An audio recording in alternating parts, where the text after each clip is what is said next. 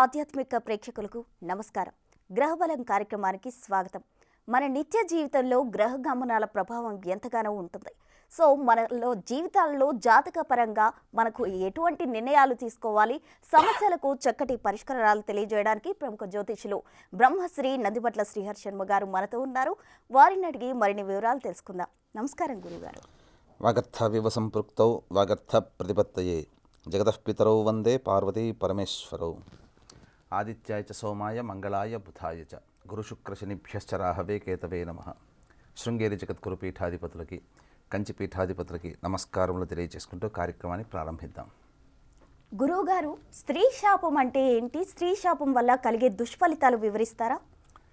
స్త్రీ శాపము అనగా ఎవరి జాతకంలోనైతే ప్రధానంగా నవగ్రహాలలో శుక్రుడు రిప్పస్థానాలలో అనగా 6, 8, 12 స్థానాలలో గనక శుక్రుడు ఉన్నా, శుక్రుడు అస్తంగత దోషం చెంది ఉన్నా, శుక్రుడు నీచ స్థానంలో స్థితి పొంది ఉన్నా ప్రధానముగా స్త్రీ శాపముతో ఆ వ్యక్తి బాధపడతారు. అనగా పురుషుడైనా స్త్రీ అయినా, అనగా గత జన్మల్లో ఎవరైనా స్త్రీని బాధ పెట్టినా, స్త్రీకన్నిటికీ కారణమైన అది స్త్రీ శాపంగా పరిగణిస్తుంది. అది మన యొక్క జాతకంలో, ఈ జన్మలో మన జాతకంలో గ్రహాల స్థితిగతులను బట్టి మనకు తెలుస్తుంది. అయితే ఈ స్త్రీ శాపం వలన కలిగేటువంటి దుష్ఫలితాలు ఏమిటనంటే ప్రధానంగా వివాహాలు ఆలస్యం అవ్వడం, అలాగే వివాహ తదనంతరం దాంపత్య సమస్యలు ఉండడం, ఇవి ప్రధానంగా సంతాన సమస్యలు కూడా ఏర్పడతాయి. కాబట్టి ఇవి స్త్రీ శాప సమస్యలుగా మనం పరిగణించవచ్చు. అయితే ఇక్కడ స్త్రీ శాపం అనగా మరి ఈ జన్మల్లో మనం తెలిసి తెలియక కొన్ని చేస్తుంటాం. అంటే ఎటువంటివేనంటే ప్రధానంగా కడుపున పుట్టినటువంటి స్త్రీ సంతానాన్ని బాధ పెట్టిన, హింసకు గురి చేసిన, అలాగే ఇంటికి కోడలుగా తెచ్చుకున్నటువంటి అమ్మాయిని ఇబ్బంది పెట్టిన, అలాగే ఆమె ఉసురు పోసుకున్న, ఆమె బాధలకి కారణమైన ఇది స్త్రీ శాపంగా పరిగణిస్తుంది. కాబట్టి ఈ స్త్రీ శాపంతో బాధపడేటువంటి వాళ్ళకి ఈ జన్మలలో ఇంతకుముందు చెప్పినట్టుగా వివాహాది శుభకార్యాలు సరిగ్గా జరగకపోవడము ఇవన్నీ కూడాను జరుగుతాయి. కాబట్టి దానికి సంబంధించినటువంటివి పరిహారము, ప్రాయశ్చిత్త కార్యక్రమాలు అనేటువంటివి తప్పకుండా చేసుకోవాలి. చేసుకోలేకపోవడం వల్ల ఇవన్నీ ఈనాడు మనకు ఈ శాస్త్రము, జ్యోతిష్య శాస్త్రము ద్వారా మనకెంతో మర్మగర్భితమైనటువంటి రహస్యాలు మనకు చెప్పబడి ఉన్నాయి. కానీ ఈనాటి కాలానికి అవి మూఢత్వంగా పరిగణిస్తాయి. మనసు మంచిగా ఉంటే చాలు, మనం మంచి పని చేస్తే చాలు. మంచి పని చేసేవాళ్ళు కోట్ల మంది ఉన్నారు. అందరి జీవితాలు బాగుపడ్డాయా? బాగుపడలేదు. కాబట్టి పాపాలు చేసిన వాళ్ళు చాలా ఆనందంగా ఉన్నారు అని అంటారు. అవి వాళ్ళు గత జన్మల్లో చేసుకున్నటువంటి పుణ్యకర్మలు. ఇప్పుడు పాపాలు చేస్తుండవచ్చు, గత జన్మ పుణ్యం ఎక్కడికి పోదు కదా. కాబట్టి ఈ రోజున విచ్చలవిడిగా ఖర్చులు పెట్టుకుంటున్నారంటే వాళ్ళు యవ్వనంలో వాళ్ళు సంపాదించుకున్న డబ్బు ఆ విధంగా ఖర్చు పెట్టుకుంటున్నారని అనుకోవాలి కదా. అదే కదా గత జన్మలో చేసినటువంటి పుణ్యం వల్ల ఈ రోజున చాలా చక్కగా సుఖాలు అనుభవించవచ్చు. కానీ ఈ జన్మలో వాళ్ళ యొక్క జ్ఞాన ప్రకారము ఈ యొక్క సంబంధించినటువంటి పాపకార్యాలు చేస్తున్నప్పుడు మళ్ళీ భవిష్యత్తులో మళ్ళీ తప్పక ఇబ్బంది పడక తప్పదు. కాబట్టి ఈ యొక్క జ్ఞానాన్ని వీక్షించేటువంటి మన బిగ్ టీవీ ప్రేక్షకులు గమనించుకొని ఆ జ్యోతిష్య శాస్త్రాన్ని మూఢత్వంగా కాకుండా ఒక శాస్త్రముగా మన జీవితాలకి ఒక దిక్సూచిలాగా మీరు అలవర్చుకున్నట్లయితే తప్పకుండా మనం విజయబాటలో ఉంటాము. కాబట్టి జ్యోతిష్యం అనేటువంటిది ఒక సూచన మాత్రమే. మనకేంటి ఈ విధంగా ఉంటుంది, ఈ విధంగా ఉండు నాయన, మంచి చెప్తున్నారు కదా, మంచి చెప్పినప్పుడు పాటించడంలో తప్పేమిటి? కాబట్టి ఆలోచన చేసి ఈ స్త్రీ శాపానికి గురైనటువంటి సందర్భంగా ఈ విధంగా మీరు కనుక చేసుకున్నట్లయితే మంచి స్థితి కలుగుతుందని చెప్పవచ్చు. గురువుగారు, ఓ కాలర్ లైన్లో ఉన్నారు. హలో హలో, నమస్తే అండి. హలో నమస్తే మేడం. నమస్తే అండి. మీరు ఎవరి గురించి తెలుసుకోవాలనుకుంటున్నారు? నా గురించేనండి. మీ డేట్ ఆఫ్ బర్త్ చెప్తారా? 7/8/2002 మేడం. Time 8:30 to 8:40 madam. అంటే ఇద్దరు కలవల పిల్లలము, రాజు, రవి. ఓకే, ప్లేస్ చెప్తారా? మీరు ఎక్కడ జన్మించారో? అంటే టెక్కలండి. ఓకే, మీ సమస్య ఏంటో గురువు గారితో మాట్లాడండి. మాట్లాడండి ఆయన. గురుగారు నమస్తే అండి. ఆయుష్మాన్ భవ, శివాయ నమః. ఉదయమా రాత్రి నాయన మీరు పుట్టింది? రాత్రి సార్. రాత్రి. ఓకే, అంటే ఏం తెలుసుకుందాం నాయన? 8:30 to 8:40 అండి. అదే ఏం తెలుసుకుందామని కాల్ చేశారు మీరు? అంటే చదువు బాగా అవ్వట్లేదు ఉంటుంది అనేసి. ఏనాయనా కాస్త గట్టిగా చెప్తారా? అంటే స్టడీ బాగోట్లేదండి. ఓకే. ప్రధానంగా అంటే మీ జాతకాన్ని ఇంతకుముందు ఎక్కడైనా చూపించారా మీరు? లేదు సార్. జాతకాన్ని ఇంతకుముందు ఎక్కడైనా చూపించారా? లేదండి, అక్కడ చూపించలేదు. ఓకే. ప్రధానంగా విద్యాస్థానాధిపతి అయినటువంటి గ్రహము మీకు కుటుంబ స్థానంలో స్థితి పొంది ఉండడం, అయితే ప్రధానంగా గమనించుకుంటే షష్టమాధిపతితో కలిసి ఉండడం, విద్యాస్థానంలో శుక్రుడు నీచ స్థితి పొంది ఉండడం, ఈ కారణం చేత ప్రధానంగా ఈ యొక్క దోష ప్రభావం, అంతేకాకుండా అగ్నికి ఆజ్యం పోసినట్టుగా మీ జాతకంలో కాలసర్పదోషం కూడా ఉండడం, అంటే అనేక దోషాలలో ఉన్నప్పుడు ఈ యొక్క కాలసర్పదోషం కూడా తోడైతే మనిషి యొక్క స్థితిగతులు చాలా వరకు డౌన్ఫాల్ అవుతారు. కాబట్టి ఇంతకుముందే చెప్పాను, స్త్రీ శాప ప్రభావం, శుక్రుడు కనుక నీచ అస్తంగత దోషం చెంది ఉన్న మీ జాతకంలో శుక్రుడు నీచ స్థితి పొంది ఉన్నాడు. కాబట్టి మీ యొక్క కుటుంబంలో స్త్రీ శాప ప్రభావం ఉన్నది. కాబట్టి ప్రాయశ్చిత్త కార్యక్రమం అనేటువంటిది ఆ స్త్రీ శాప దోష నివృత్తి మీరు జరిపించుకోండి. అలాగే దగ్గరలోని సర్పక్షేత్రం అంటే మీకు తిరుపతి కనుక దగ్గరైనట్టయితే కాళహస్తికి వెళ్ళి సర్పదోష నివారణ జరిపించుకోండి. తప్పకుండా మీకు మంచి జరుగుతుంది. అయితే ప్రధానంగా ప్రతిరోజు సూర్యుడికి నమస్కారము, సూర్యాష్టకం 6 సార్లు పారాయణం చేయడం, ఇవి మీరు తప్పకుండా మీరు పాటించండి. అలాగే మీ యొక్క సమస్యలని అంటే మీ జాతకాన్ని పరిశీలన చేసినప్పుడు మీరు మీ యొక్క సమస్యల్ని కానీ లేకపోతే మీ భావాలని కానీ ఎవరితో పంచుకోలేకపోతారు. అంటే ఇంట్రావర్ట్ పర్సన్ మీరు, ఎక్స్ట్రావర్ట్గా మారండి. 10 మందితో మీ యొక్క సమస్యల్ని పంచుకునే ప్రయత్నం చేయండి. తప్పకుండా మీ జాతకరీత్యా ఉన్నటువంటి దోషాలు, ఎందుకంటే కేవలము పరిహారాలనే కాకుండా మన స్వభావాన్ని కూడా మార్చుకోమని శాస్త్రం చెప్పబడుతుంది. కాబట్టి మీ స్వభావాన్ని మీరు మార్చుకునే ప్రయత్నం చేయండి. తప్పకుండా మీకు గ్రహాలు అనుకూలిస్తాయి. శుభం భూయాత్. మరో కాలర్ లైన్లో ఉన్నారు గురువు గారు. హలో సార్ హలో, నమస్తే అండి బాలకృష్ణ గారు. నమస్తే అండి. మీరు ఎవరి గురించి తెలుసుకోవాలనుకుంటున్నారు? మా అమ్మాయి గురించి అండి. మా అమ్మాయి విషయం మీ పాప తెలుసుకున్నాను. డేట్ ఆఫ్ బర్త్ చెప్తారా? 29th October 1993 అండి. టైం? టైం 1 to 1:30 మధ్యలో, మార్నింగ్, ఆఫ్టర్నూన్. ప్లేస్ చెప్తారా ఎక్కడ జన్మించిందో?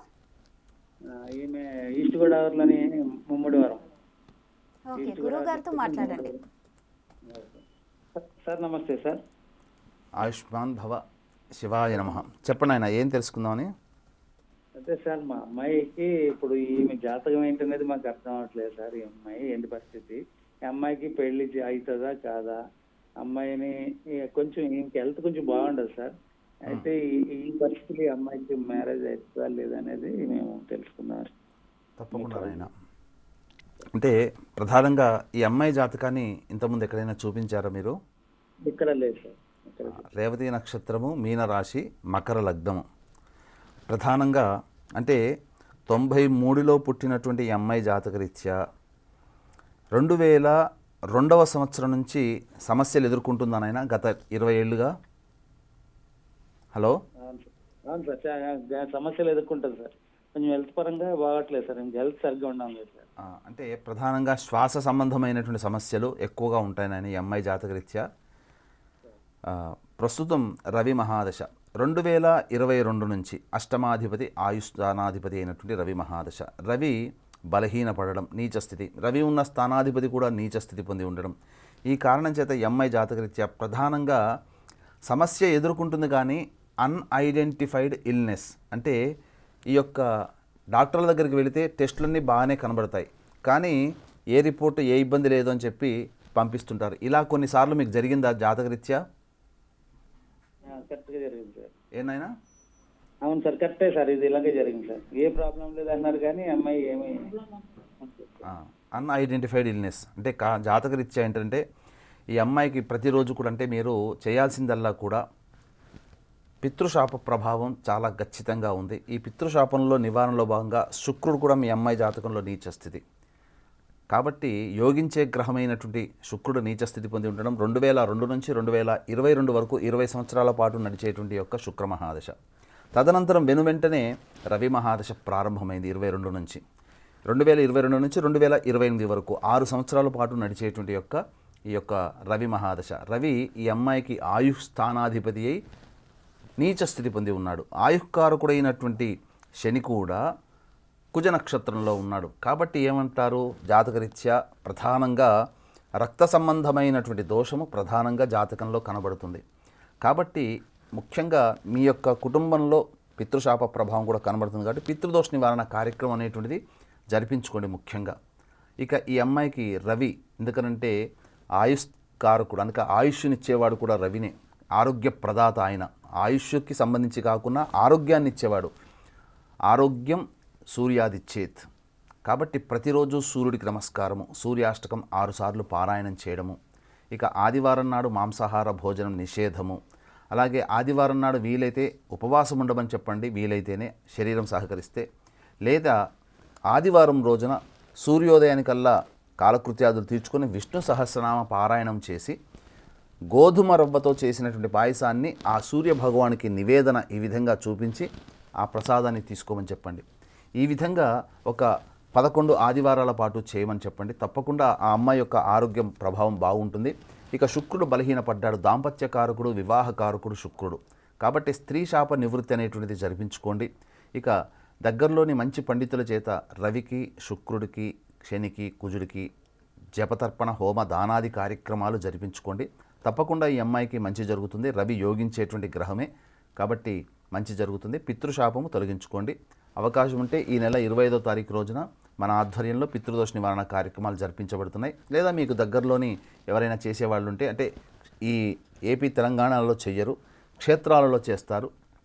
కాబట్టి నదీ తీరము, సముద్ర తీరంలోనే చేయవలసినటువంటి కార్యక్రమం. ఇంటి చుట్టుపక్కల చేసుకునే పూజ పితృదోష నివారణ కాదు. కాబట్టి మీకు నచ్చిన చోట ఇంకెక్కడైనా కానీ మీకు చేసుకోండి. అవకాశం ఉంటే మన దగ్గర చేసుకోండి. శుభం భూయాత్. గురువుగారు వైజాగ్ నుండి మరో కాలర్ లైన్లో ఉన్నారు. హలో, నమస్తే మేడం. నమస్తే అండి. ప్రకాష్ రావు గారు, మీరు ఎవరి అవునండి, గురించి తెలుసుకోవాలనుకుంటున్నారు? అవునండి, మా పాప గురించి మాట్లాడాలనుకుంటున్నామండి. మీ పాప డేట్ ఆఫ్ బర్త్ చెప్తారా? అవునండి, ఆగస్టు 29, 2002 అండి. సాయంత్రం 5:30కి పుట్టింది సార్. ఏ ప్లేస్ లో జన్మించింది? వివాహం సంబంధించి మాట్లాడదాం నేను పాప గురించి. ఆహా, ఏ స్థలంలో జన్మించింది? వైజాగ్ సార్, వైజాగ్ గోసల్ హాస్పిటల్లో నిర్మించిందండి. ఓకే, గురువు గారితో మాట్లాడండి. మాట్లాడండి ఆయన. గురువు గారు నమస్కారం అండి. పాదాల శతకోటి వందనాలండి. ఆయుష్మాన్ భవ. శివాయ నమః. ఓకేనండి. మన పాప అంటే వివాహం సంబంధించింది ఎప్పుడు జరుగుతుంది ఏంటి అని అది ఆ వివరాలు కావాలండి సార్. ఈ అమ్మాయి జాతకాన్ని ఇంతకుముందు ఎక్కడైనా చూపించారండి? లేదండి. ఓకే. భరణి నక్షత్రం 4వ పాదం, కుంభలగ్నం, మేషరాశి. ప్రధానంగా వివాహం ఎప్పుడు జరుగుతుంది? నడుస్తున్నటువంటి దశ ఈ అమ్మాయి జాతకరీత్యా కుజ మహాదశ. తృతీయ దశమాధిపతి అయినటువంటి కుజ మహాదశ వివాహ స్థానంలో స్థితి పొంది ఉండడం. అట్టి దశ ప్రారంభమైంది 2022 మే నుంచి. అయితే గోచారరీత్యా జీవకారకుడు కూడా అనుగ్రహించినప్పుడు తప్పకుండా ఈ అమ్మాయికి వివాహం జరుగుతుంది. లగ్నాధిపతి అంటే వివాహం జరగడానికి అనేకమైనటువంటి ఈక్వేషన్స్ మనకు జాతకంలో చెప్పబడ్డాయి. ఏదన్నా ఒక ఈక్వేషన్ జరిగినప్పుడు వివాహ ప్రయత్నాలు కనుక తల్లిదండ్రులు చేస్తే ఆ ప్రయత్నంలో విజయాన్ని పొందుతారు. కాబట్టి ఇక్కడ మీ అమ్మాయి జాతకరీత్యా లగ్నాధిపతి మిథున రాశిలో ఉండడం, పుట్టిన సమయానికి జీవకారకుడైనటువంటి గురువు ఇప్పుడు ప్రస్తుతం వృషభ రాశిలో సంచారం చేస్తూ ఉండడం, వచ్చే సంవత్సరం ఉగాది నుంచి గురుడు మారి మిథున రాశిలోకి ప్రవేశం చేస్తాడు. అలాగే ఈ యొక్క కుంభరాశిలో నుంచి శని 29 మార్చి నుంచి ఈ యొక్క మీనరాశిలోకి ప్రవేశం చేస్తాడు. ఈ కారణం చేత ఏమవుతుంది, వివాహ కారకుడైనటువంటి శుక్రుడిని వీక్షణ చేస్తాడు లగ్నాధిపతి మీద. కాబట్టి వచ్చే సంవత్సరం ఉగాది తర్వాత 2025లో ఈ అమ్మాయికి ఖచ్చితమైనటువంటి వివాహం ఉంది. మరి ఇప్పుడు ఇంకా ప్రయత్నం చేయకూడదా, అప్పుడే ప్రయత్నం చేయాలని అడుగుతారు. ప్రయత్నం మాత్రం మానకూడదు. మీరు ప్రయత్నం చేస్తూనే ఉండండి. ఖచ్చితంగా వివాహం అప్పుడు జరుగుతుంది అని అంటే దాని యొక్క ప్రభావము వివాహ నిశ్చయము కానీ, వివాహం జరిగి దాంపత్య స్థానంలో స్థితి పొంది ఉండడం కానీ జరుగుతుంది. కాబట్టి ఇక్కడ గమనించాల్సిన అంశం ఏంటంటే, ఈ రోజున ఏమని మొదలుపెట్టామో స్త్రీ శాపమని. అంటే స్త్రీ శాపానికి కారకమైనటువంటి గ్రహము శుక్రుడు. ఆ శుక్రుడు బలహీనపడ్డప్పుడు ఈ విధంగా మీ అమ్మాయి జాతకంలో కూడా ఈ యొక్క స్త్రీ శాప ప్రభావం కనబడుతుంది. కాబట్టి కాలసర్పదోషం ఉన్నటువంటి జాతకము, కాలసర్పదోష నివారణకి జరిపించుకోండి. స్త్రీ శాప నివృత్తి కూడా జరిపించుకోండి. అలాగే కుజుడు సప్తమ స్థానంలో ఉన్నప్పటికీ కూడా ఉచ్చ మిత్ర క్షేత్రాలలో గనక కుజుడు ఉంటే కుజదోషము కాదు. కాబట్టి ఈ అమ్మాయికి కుజదోషము లేనటువంటి అబ్బాయితో వివాహం చేయడము, వృషభ మిథున కన్య తుల మకర కుంభమీన లగ్నాలలో జన్మించినటువంటి అబ్బాయితో వివాహం చేస్తే ఆనందకరమైనటువంటి జీవితం ఉంటుంది. కాబట్టి జాతకంలో కాలసర్పదోషం అనేటువంటిది ఒక ఇండికేషన్ ఏంటంటే పితృదోషానికి కారకత్వం. కాబట్టి మీకు మంచి నచ్చిన చోట పితృదోష నివారణ కార్యక్రమం జరిపించుకోండి. ఈ అమ్మాయికి మాత్రం వచ్చే సంవత్సరం వివాహ యోగ్యత ఉంది. అయితే ఇక్కడ అష్టమ స్థానము స్త్రీకి ప్రధానంగా గర్భస్థానము. అష్టమాధిపతి అష్టమంలో ఉండి ఉచ్చస్థితి పొంది ఉన్నప్పటికీ ఇక్కడ ప్రధానంగా శుక్రుడు బలహీనపడినటువంటి కారణం చేత ఈ యొక్క శుక్రుడికి బుధుడికి జపతర్పణ హోమాది కార్యక్రమాలు జరిపించుకోండి. ఆ యొక్క హోమాది కార్యక్రమాల్లో ముత్తైదువుకి స్త్రీ అలంకరణ వస్తువులు ఇచ్చి ఆ ముత్తైదు యొక్క ఆశీర్వచనం కూడా తీసుకోండి. శుభం భూయాత్. గురువుగారు మరో కాలర్ ఉన్నారు. హలో హలో, నమస్తే అండి, రామారావు గారు. నమస్తే అమ్మా. మీరు ఎవరి గురించి తెలుసుకోవాలనుకుంటున్నారు? మా పాప గురించి అమ్మా. మీ పాప డేట్ ఆఫ్ బర్త్ చెప్తారా? 21/7/98 అమ్మా. టైం? టైం ఉదయం 10:30. ఏ స్థలంలో జన్మించింది? తిరువూరులో అమ్మా. ఓకే, గురువు గారితో మాట్లాడండి. నమస్తే గురుగారు. ఆయుష్మాన్ భవ, శివాయ నమః. చెప్పండి ఆయన, ఏం తెలుసుకుందామని. గురువు గారు, మీ కాల్ గురించి నేను ఇప్పుడు 10 రోజులు బట్టి కాల్ చేస్తాను. ఇవాళ కలిసింది గురువు గారు. ఈశ్వరానుగ్రహం ఆయన మొదలుపెట్టి కూడా మన కార్యక్రమం గ్రహబల కార్యక్రమం ఈ రోజుకి 10వ రోజు అయింది. అదే 10 రోజులు బట్టి మీ కాల్ గురించి నేను రోజు చేస్తాను నాకు గురువు గారు. ఇవాళ కలిసింది. మంచిది నాయన. ఏం తెలుసుకుందాం నాయన మీరు? మా పాప గురించి అండి. ఏం తెలుసుకుందాం అమ్మాయి గురించి? ఈ మధ్య కొద్దిగా పెళ్లి చేసిన గురువు గారు. ఇద్దరు కొద్దిగా మంచిగా ఉండట్లేదు. ఓకే, అంటే మరి వివాహానికంటే ముందు ఇద్దరి జాతకాలు చూపించారా ఎక్కడైనా? హలో, చూపించిన మాయ గారు. సరే, మీ అల్లుడి గారి డేట్ ఆఫ్ బర్త్ పర్టికులర్స్ ఉన్నాయా? 10/11/96. 10/11/96. ఓకే, వెంకటేష్. టైం అండి, పుట్టిన టైం అబ్బాయిది గురువుగారు ఏనాయనా? తెలియదు గురువు గారు. మరి జాతకాలు చూపించారంటే డేట్ ఆఫ్ బర్త్ టైము లేకుండా ఎలా చూపించారు? కేవలం పేరును బట్టి నక్షత్రాన్ని బట్టి చూపించారా? ఎక్కడ పుట్టాడు? నక్షత్రం బట్టే చూపించిన. ఎక్కడ పుట్టాడండి? ఖమ్మం. అయితే ఇక్కడ ప్రధానంగా వీక్షించేటువంటి ప్రేక్షకులు కూడా సందర్భం వచ్చింది కాబట్టి చెప్తున్నాను. ఇది దాంపత్య సమస్యలు కానీ సంతాన సమస్యలు కానీ ఇరువురి జాతకాలు పరిశీలన చేస్తే తప్ప మనం నిర్ణయానికి రాలేము. కాబట్టి ఇక్కడ మీరు మీ అమ్మాయి యొక్క నక్షత్రాన్ని అబ్బాయి నక్షత్రాన్ని చూసి వధూవర గుణమేళన చక్రం ప్రకారం చూశారు. ఇంతకుముందు కార్యక్రమంలో కూడా చెప్పాము, పట్టిక ప్రకారం వచ్చిన పాయింట్లను బట్టి ఎక్కువ పాయింట్లు వచ్చాయి, పెళ్లి కుదిరితే ఆనందంగా ఉంటారని కాదు. జన్మించిన date of birth, time of birth, place of birth ఈ మూడింటిని తీసుకొని ఇద్దరి జాతకాలని మంచి ఉపాసనాపరులైనటువంటి జ్యోతిష్యుల దగ్గరికి వెళ్ళి కుదురుతుందా లేదా అని. ఎందుకనంటే ఒక జీవితానికి సంబంధించినటువంటిది. ఇక్కడ మీరు ఆ అబ్బాయి, ఎందుకంటే 96లో పుట్టిన అబ్బాయికి ఖచ్చితంగా డేట్ ఆఫ్ బర్త్ హాస్పిటల్లోనైనా కానీ నమోదై ఉంటుంది. ఇక నక్షత్ర ప్రకారమే అనగా రాశి ప్రకారమే మనం చూసుకున్నట్లయితే అబ్బాయిది తులారాశి, అమ్మాయిది వచ్చేసేసి మిథున రాశి. ఇక్కడ ప్రధానంగా ఇరువురి జాతకాల్లో గనక మనం గమనించుకున్నట్లయితే ఇక్కడ ప్రధానంగా ఈ యొక్క రాశిని స్వభావాన్ని అనుసరించి చూసుకోవాలి. కాబట్టి రాశికి ఇద్దరికి కూడాను మధ్య అనుకూలమైనటువంటి సంబంధమే కలుగుతుంది. అయితే ప్రధానంగా వివాహ స్థానాధిపతి అమ్మాయి జాతకరీత్యా గురువు వివాహము 7 అయితే వద్దు అని చెప్పేది 6వ స్థానం. కాబట్టి గురువు వివాహ స్థానంలోనే ఉన్నాడు. మీనరాశి అధిపతి గురువు మీనరాశిలో ఉన్నాడు, కానీ వక్రీకరించి ఉన్నాడు. ఎవరి నక్షత్రంలో ఉన్నాడు? మీనరాశిలో ఉత్తరాభాద్ర, రేవతి మరియు పూర్వభాద్ర నక్షత్రం. ఉత్తరాభాద్ర నక్షత్రం శనికి సంబంధించినటువంటి నక్షత్రం. శని 6వ స్థానాధిపతి అయ్యుండి నీచ స్థితి పొంది ఉన్నాడు అమ్మాయి జాతకంలో. కాబట్టి గత జన్మ కర్మ, అంటే శని భగవానుడు గత జన్మ కర్మని మోసుకొచ్చేటువంటి స్వభావం. కాబట్టి ఈ అమ్మాయి జాతకరీత్యా గత జన్మ కర్మదోష ప్రభావం అనేటువంటిది ఉన్నది. కాబట్టి ఈ యొక్క గత జన్మ కర్మదోష ప్రభావం ఎప్పుడు తొలగుతుంది అనంటే జాతకరీత్యా కొన్ని పరిహారములు చేసుకోవాలి. 2025 జూన్ నుంచి ఈ అమ్మాయి జాతకంలో చక్కగా అనుకూలమైన దాంపత్యం ఉన్నది.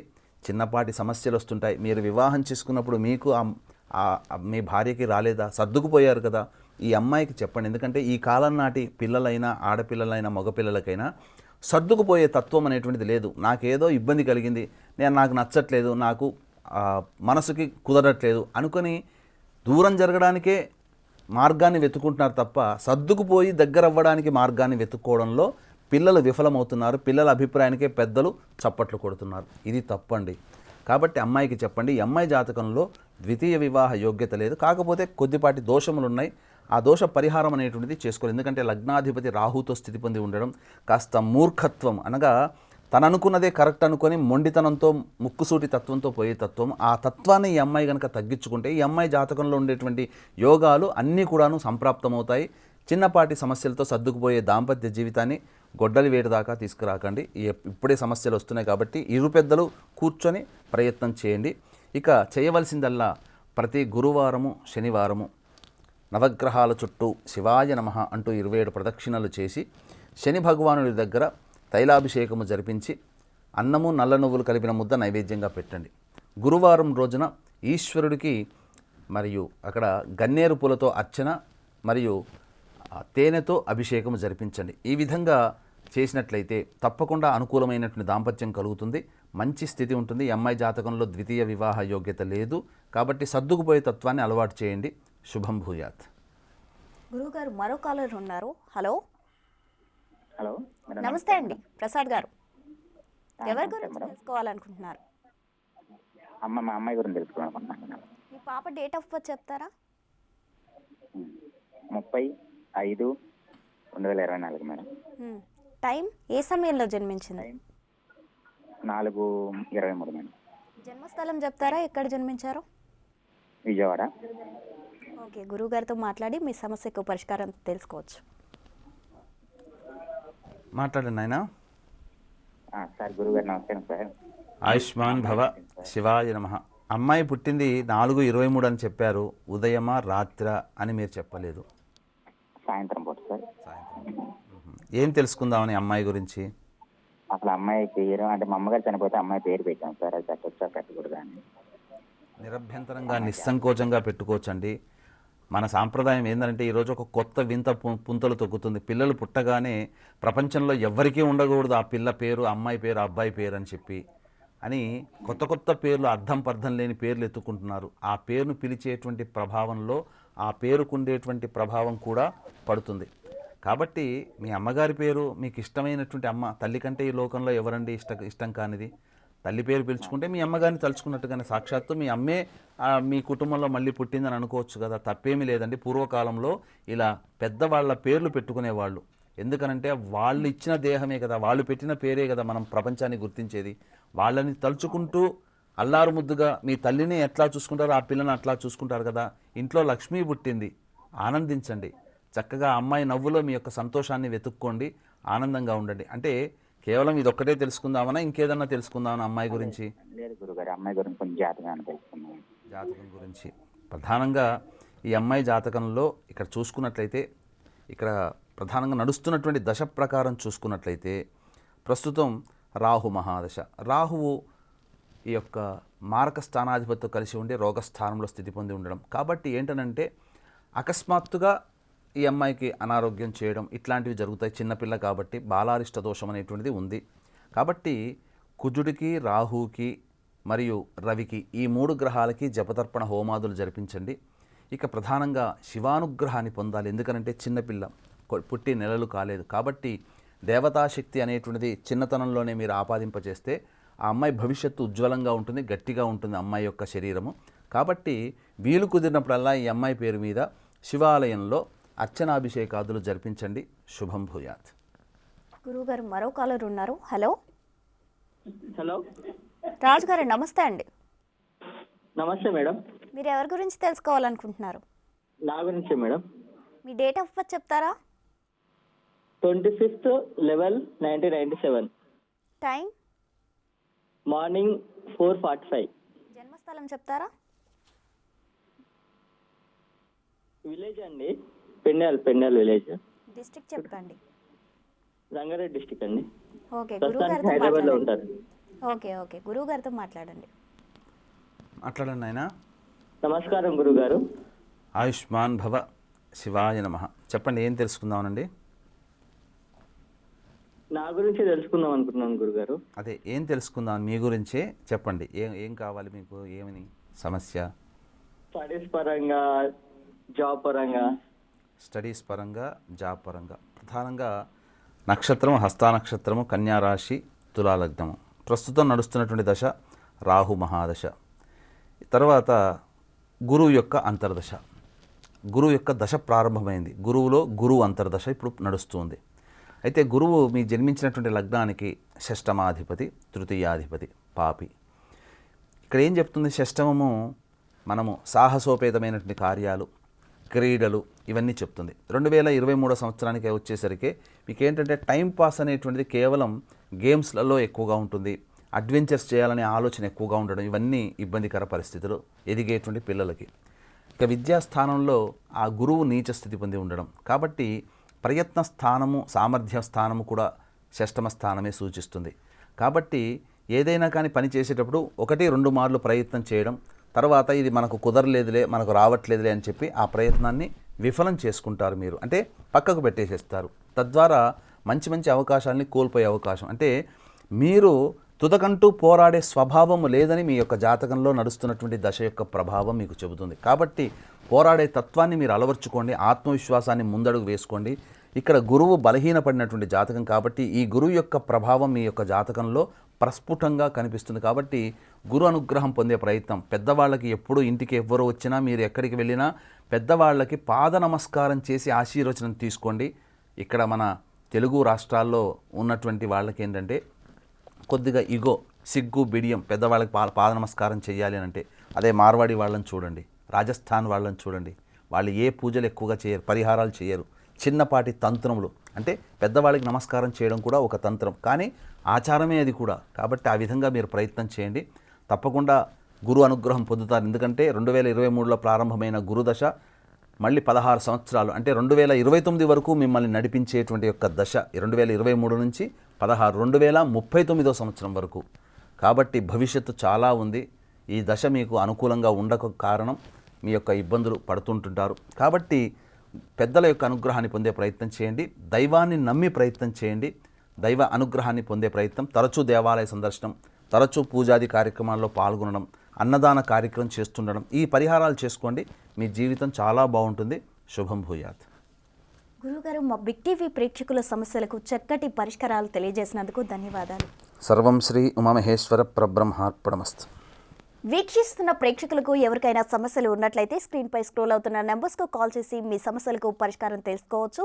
ఇది ఇవాల్టి గ్రహబల కార్యక్రమం. మరొక గ్రహబలం కార్యక్రమంతో మళ్ళీ కలుసుకుందాం. అంతవరకు చూస్తూనే ఉండండి బిగ్ టీవీ.